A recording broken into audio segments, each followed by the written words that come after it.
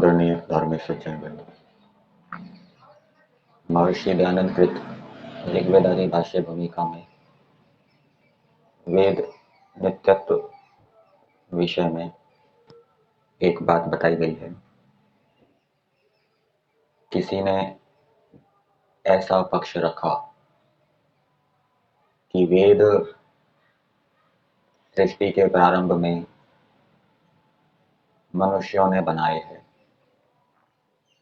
क्योंकि मनुष्यों के पास स्वाभाविक प्रवृत्ति होती है। स्वभाव से वो चेष्टा करते हैं, देखते हैं, सुनते हैं, खाते हैं, पीते हैं, चलते हैं, फिरते हैं और सुख दुख का अनुभव भी करते हैं। जो पदार्थ खाते हैं, किस पदार्थ में सुख हुआ, किस पदार्थ को खाने से दुख हुआ, कौन सी चेष्टा को करने से सुख हुआ, कौन सी चेष्टा को करने से दुख हुआ, इस प्रकार से उसका संग्रह करते करते उन्होंने ग्रंथ बना दिए होंगे वेद के रूप में। इसलिए मनुष्यों ने वेद बनाए हैं, परमेश्वर ने वेद नहीं बनाए। लेकिन इस पक्ष वाले व्यक्ति के पास कोई उदाहरण नहीं है। दूसरा पक्ष जो ये कहता है कि मनुष्य स्वाभाविक प्रवृत्ति से अथवा उसको जो सुख दुख का अनुभव होता है उससे वो वेद नहीं बना सकता। इसमें दो उदाहरण हैं। एक तो जंगली मनुष्यों का। जंगली मनुष्यों में भी स्वाभाविक प्रवृत्ति होती है, सुख दुख का अनुभव होता है, लेकिन उन्होंने आज तक किसी ग्रंथ को नहीं बनाया, वेद की बात तो दूर की है। और दूसरा उदाहरण बालक का है। एक बालक को एकांत में रख दिया जाए, उसके साथ कुछ व्यवहार ना किया जाए तो उसको बोलना भी नहीं आएगा, विद्या की बात तो बहुत दूर की है, लोक व्यवहार भी नहीं जान पाएगा। तो इससे क्या बात आई कि सृष्टि के प्रारंभ में जब कोई भी मनुष्य नहीं था और मनुष्य उत्पन्न हुए तो वो बिना ईश्वर के उपदेश के विद्या को प्राप्त नहीं कर सकते थे,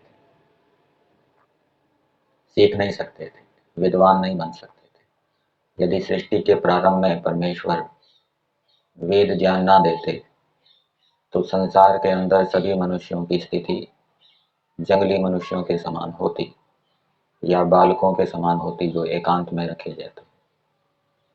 तो इससे क्या सिद्ध हुआ कि वेद परमेश्वर की विद्या है और परमेश्वर जब जब सृष्टि होती है, सृष्टि के प्रारंभ में संसार के मनुष्यों को विद्वान बनाने के लिए वेदों का उपदेश करते हैं।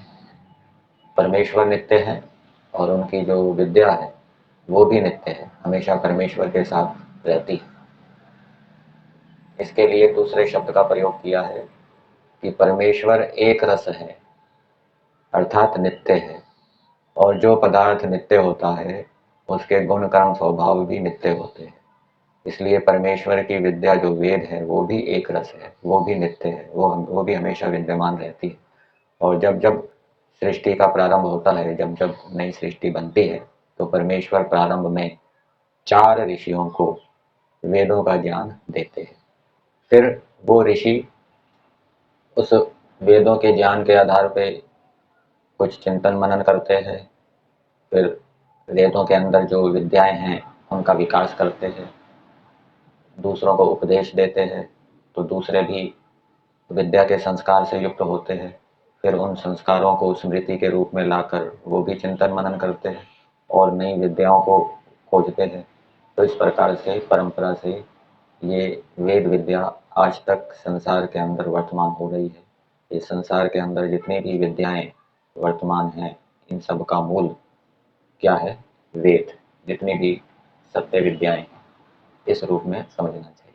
तो परमेश्वर वेदों का कर्ता है, वेदों का रचयिता है, वेद परमेश्वर की विद्या है, वेद ईश्वर की वाणी है और परमेश्वर मनुष्यों के कल्याण के लिए, जगत के हित के लिए, जगत के भले के लिए वेदों का उपदेश करते हैं।